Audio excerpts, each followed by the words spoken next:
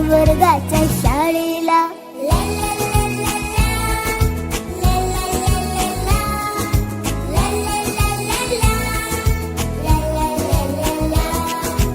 अननस आ आ आई शिकवणार बाई, पहिला नंबर घेऊन येणार बक्षीस देणार आई. बक्षीस देणार आई, बक्षीस देणार आई.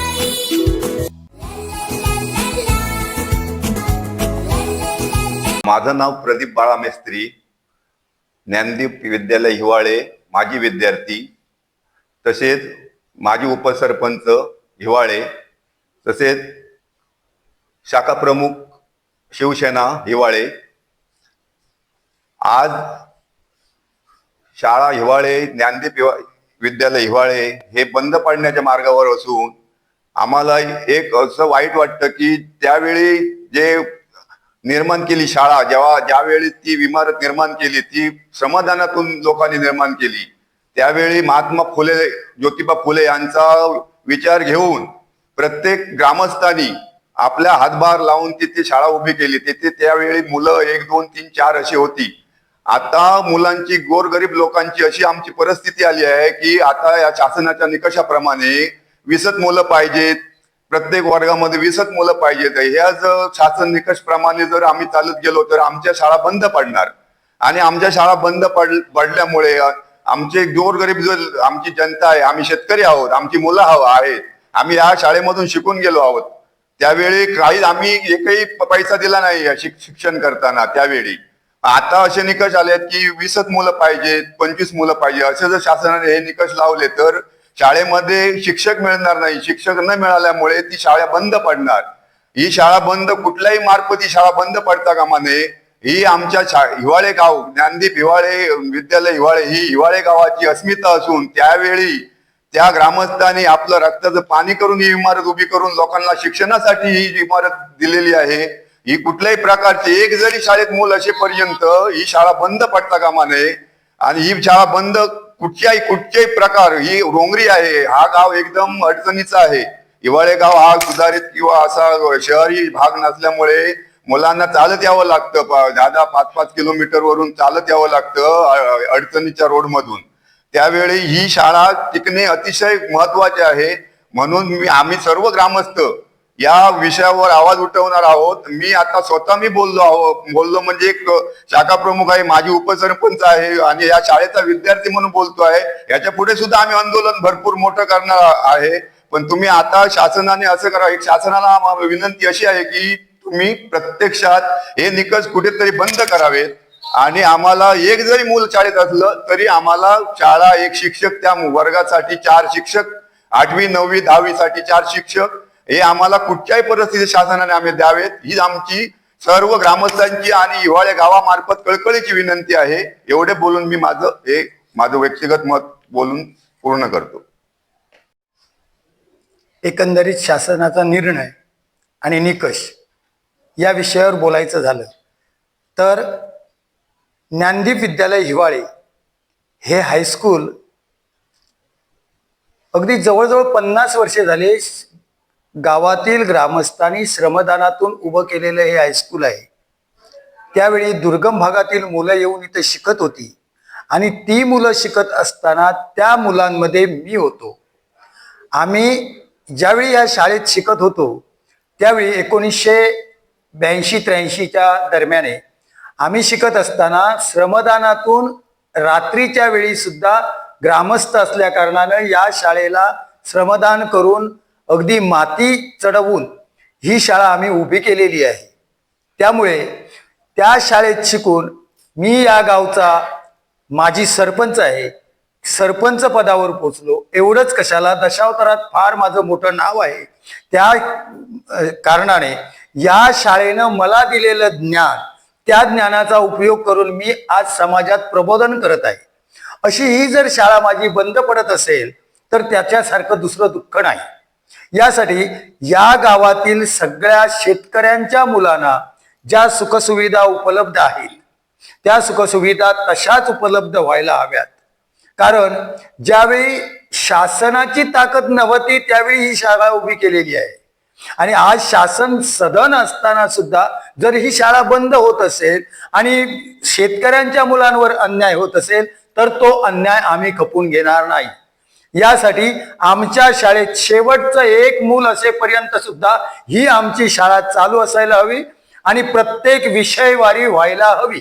आणि त्याप्रमाणे या गावातूनच असे काही मोठे लोक उद्या घडू शकतात की ज्यांना त्यापासून वंचित ठेवण्याचा प्रयत्न सरकार करत आहे असं मला वाटतं.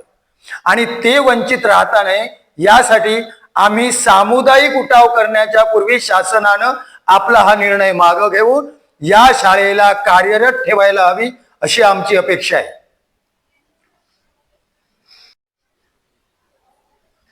मी ज्ञानदीप विद्यालय हिवाळे शाळा व्यवस्थापन समिती उपाध्यक्ष म्हणून बोलतोय. शासनाचे जे आडमोठे धोरण आहे की शाळेचा निष्कर्ष काढला की 20 पटसंख्या ही मुलांची आहे आणि ती 20 पटसंख्या आज अनेक कारणामुळे आज सांगायचं इंग्लिश मिडियमला प्राधान्य दिल्यामुळे किंवा आज कुटुंब नियोजनाचे जे नियम असल्यामुळे आज 20 पटसंख्या मुलांची होत नसल्यामुळे जे शाळा बंद पडणार आहे ती बंद पडता कामा नये अशी आमची सर्वांची प्रामाणिकपणे इच्छा आहे. आणि जर शासन याच्यावर जर काय विचार करत नसेल तर आम्ही आंदोलन करणार आणि खरोखरच उठाव करून आम्ही कुठे ज्या ठिकाणी जायचं असेल त्या ठिकाणी जाऊन आम्ही त्या ठिकाणी पोचू आणि आम्ही प्रत्येक पालकाला सांगू की त्या ठिकाणी जाऊन आम्ही आंदोलन करूयाच असं आम्ही ठामपणे सांगू शकतो. आणि या शाळेसाठी आम्ही त्यावेळी सुद्धा श्रमदान केलं आहे. शाळा पडत असताना आम्ही लोकवर्गणी काढून सांगायचं म्हणजे पालक वर्गातून आम्ही पैसे गोळा करून सुद्धा या शाळेला रिपेरिंग पूर्णतः केलेला आहे, खर्च केला आहे आणि तो खर्च म्हणजे आम्ही स्वतःच्या मेहनतीचा केलेला आहे. आणि आज आमची शाळा ही 1971 साली चालू झाली आणि आता 55 वर्ष होऊन सुद्धा जर आज बंद पडत असेल तर आम्ही ते खपून घेणार नाही. जोपर्यंत आमचं या शाळेत एक मूल आहे प्रत्येक वर्गात तोपर्यंत आमची शाळा टिकून राहायलाच पाहिजे असे आम्ही शासनाला आवाज उठवून सांगतो की हे आडमुठे धोरण बंद करून आमची शाळा कायमस्वरूपी राहावी असं माझं म्हणणं आहे. मी जागृती घाडीगावकर या शाळेची माजी विद्यार्थिनी म्हणून आज बोलते. तसेच माझे वडील माझा भाऊ हे सुद्धा या शाळेत शिकले. तर शासनाच्या धोरणानुसार आज प्रत्येक वर्गात 20 विद्यार्थ्यांची आवश्यकता आहे तरच त्या शाळेला शिक्षक मिळेल. तर ही शाळा ग्रामीण भागात असल्यामुळे इथे हे निकष तेवढ्या प्रभावीपणे लागू होत नाही आहेत. इथे विद्यार्थ्यांची संख्या कमी होत चालली आहे कारण का प्रत्येक विद्यार्थी किंवा विद्यार्थ्यांपेक्षा आजचे पालक हे इंग्लिश मिडियमला जास्त महत्व देत आहेत. म्हणजे विद्यार्थ्यांची जी क्षमता आहे ती सुद्धा ओळखून न घेता इंग्लिश मिडियम साठी मुलांना जास्त प्राधान्य दिलं जाते. त्यामुळे या शाळेतील मुलांची संख्या ही कमी होत चालली आहे. जसं की प्रत्येक पालक ऐपत नसल्यामुळे इंग्लिश मिडियमला आपल्या पाल्याला पाठवू शकत नाही. त्याच्यामुळे ही शाळा चालू राहणे गरजेचं आहे. ग्रामीण भागात प्रत्येक पालकांची तेवढी ऐपत नसते की इंग्लिश मिडियमला विद्यार्थ्यांना आम्ही पाठवू शकतो. त्याच्यामुळे ग्रामीण भागातील पालकांचा तिथील माणसांचा व मुलांचा विचार करून ही शाळा चालू राहणं गरजेचं आहे. मी रवींद्र राजाराम घाडीगावकर ओळे गाव प्रमुख. अधिक आमची जी मुलं जी काही शिकली ती आज ह्या तिन्ही गावची ज्ञानदीप विद्यालय हिवाळे ओळे हिवाळे शिरवणे ह्या गावामध्ये नजीकच्या संपर्क असल्यामुळे आम्ही जे शिकलो ते कसाल हायस्कूलमध्ये शिकलो. पण कसाल हायस्कूलमध्ये शिकून आमच्या मुलांना गाडी घोडा नसल्यामुळे ह्या गावाशी आणि आमचे नजीकचे जवळचे संबंध असल्यामुळे ह्या गावाने ही स्वतःच्या अंग मेहनत करून ही इमारत उभी करून म्हणून त्यांचे आमचे जवळचे संबंध असल्यामुळे आम्ही आमची मुलं आतापर्यंत ह्या शाळेत शिकून आज माझा पुतण्या आज कॉलेजमध्ये प्रोफेसर म्हणून आज कर्जतला तो प्रोफेसर म्हणून ह्या शाळेत शिकूनच पुढे गेलेला आहे. आणि दुसरा पुतण्या ह्या शाळेत शिकून आतापर्यंत तो गोदरेजमध्ये पुढे नोकरी धंद्याला. आणि आज माझी मुलगी सुद्धा आज या शाळेत शिकून आज रानबांबोळी येथे उच्च शिक्षणासाठी पाठवले. म्हणून ही शाळा हे जे ज्ञानदीप विद्यालय आहे, जरी शासनाने काही काय सुकायद्यामध्ये आपला जरी बदल केला असेल तरी ह्या शाळा हायस्कूलमध्ये एक जरी मूल राहिलं असेल तरी ती शाळा बंद पाडू नये अशी आमची ग्रामस्थांची अधिक आमची गाव मानकऱ्यांची शासनाला नम्र विनंती आहे. एवढे सांगून मी माझे 2 शब्द पुरे करतो. मी उल्हास आत्माराम पवार, हिवाळे, मधलीवाडी. तर ह्या शाळेत मी माजी विद्यार्थी आहे. ह्या शाळेचा ही ज्ञानदीप विद्यालय हिवाळे गावडेवाडी येथे ही शाळा आहे. तरी ह्या शाळेत मी शिकून माझा मुलगा पण या शाळेत शिकतो आहे सध्या. तर ही शाळा ही गोरगरीब मुलांसाठी म्हणून एकदम म्हणजे चांगल्या प्रकारे इथे शिक्षण दिलं जातं. शिक्षण पण चांगलं भेटतं इथे या मुलांसाठी सर्वांना. मग ह्या अशा खेडेगावातली शाळा आहे. ही शाळा बंद करून जर शासनाचं धोरण असेल की वीज पटत पाहिजे आणि ती शाळा चालू ठेवणार, असं जर शासनाचं धोरण असेल तर शासनाचं हे धोरण पूर्णपणे चुकीचं आहे. आणि ते ह्या खेड्यापाड्यातील मुलांसाठी ही शाळा म्हणजे एक मुख्य आहे.